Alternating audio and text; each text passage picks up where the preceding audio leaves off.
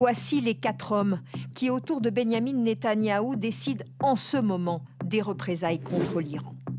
Devant eux, au cabinet de guerre, plusieurs options sont sur la table et les voici.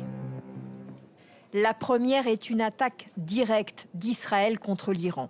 Les pays sont éloignés de 1500 km, autant dire à portée de missiles ou d'avions israéliens. Les défenses antiaériennes en Iran sont faibles. Mais pour quelle cible? Sans doute des structures militaires ou celles des gardiens de la Révolution. Les gardiens de la Révolution sont le problème. Ils contrôlent les drones et les missiles.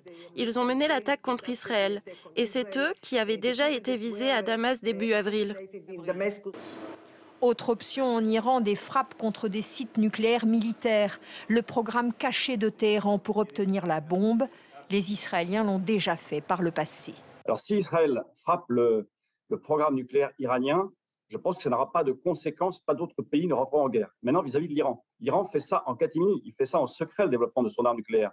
Parce que tout le monde est contre. On sait bien que les pays dotés, dont la France et un certain nombre de pays, sont contre le fait que l'Iran dispose de l'arme nucléaire. Donc, de mon point de vue, c'est le scénario possible pour Israël de répondre à l'attaque iranienne.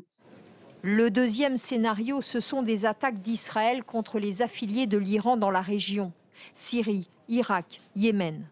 Mais l'action devra être marquante car le conflit avec le Hezbollah, milice chiite du Liban, est déjà quotidien à la frontière nord et particulièrement meurtrier. Les États-Unis, qui font pression sur Israël pour que le pays fasse preuve de retenue, ont exigé d'être informés du scénario retenu. Ce soir, le chef d'état-major israélien dit que son aviation est prête.